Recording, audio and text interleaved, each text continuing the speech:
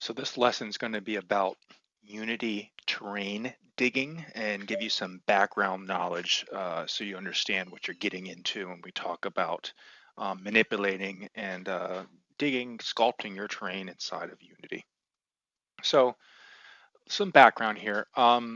First of all, you have to understand is when we dig, or some people call it sculpt your terrain in Unity, what we're doing is we're changing that height map and the data associated with it, so that elevation data.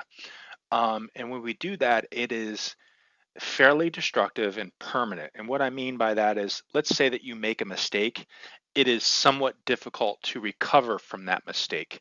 So let's say you're digging something out. You can do a quick Control Z to like an undo for your last like stroke or dig, and I'll show you this. But if you want to kind of go back a few steps, you can't. Okay. So you have the potential here to do a lot of damage and having to do a lot of rework here.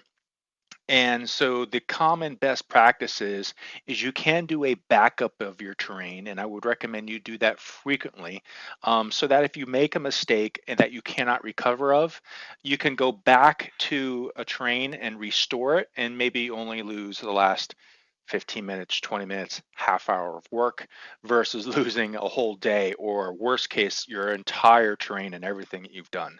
So I'm going to talk about how to do those backups and how to do restores. It's a pretty easy process, but you just want to make sure, be aware that before you make any terrain changes, you want to do a backup first.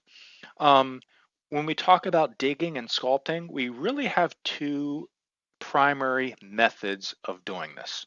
Method number one, which is what we call like the native Unity capability or native Unity brushes. We call them brushes. Um, that capability, it's included with Unity. So it is free. Unity was free, so this capability is free. However, it's a little crude. It's a little difficult to. It takes some getting used to. I'm going to give you guys some lessons on how to do it, but it's tough. And to get things really smooth and look good, it's not easy. It takes a little bit of artistic talent, and it's a little tedious and slow as well. However, if you're really only planning on doing one course, and you don't want to invest a lot of money into it, you can certainly dig and do all of your digging and sculpting using the native Unity brushes. There is a pay tool that called River Auto Material, which stands for RAM. Um, and make sure that if you're going to purchase this, there are two versions of RAM. There is a newer version and an older version. The newer version, which is called RAM 2019, will not work on Unity 2018. So make sure that when you're in the Unity store, make sure you get the right version. If you have any questions, just ask on Discord. But when it's not on sale, it's $50, but it does go on sale a couple times a year. So if you're willing to wait, you might be able to save a few bucks. Sometimes it might go down to 25, but it's extremely flexible and helps automate some of this. And we'll go through a couple of lessons in RAM. A lot of people have written a lot of videos on RAM. I'll post some of those. It's really good for rivers, for streams. I like to use it for bunkers. Other people do not. They like to do their bunkers by hand. I like to use it on bunkers. I'll show you how to do that. It's really also good for cart paths as well. It's considerably faster than Unity, but it can still be a little tedious. I would say that terrain digging is one of the more tedious things, especially if you've got a lot of bunkers to do, and cart paths can get very tedious. So just be aware that when you do all these things, digging can get a little tough, but it makes a huge difference in your course.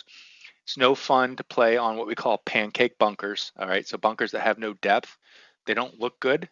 And it's really weird if you look out on cart paths and you got cart paths that are kind of like twisting and undulating and they're not flat. They just don't look right.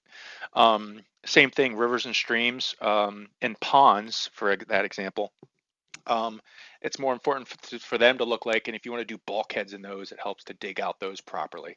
So I would say, we'll talk about VS Pro later on. I would say if you're going to buy anything, VS Pro is first, then RAM is a close second if you're going to do an investment.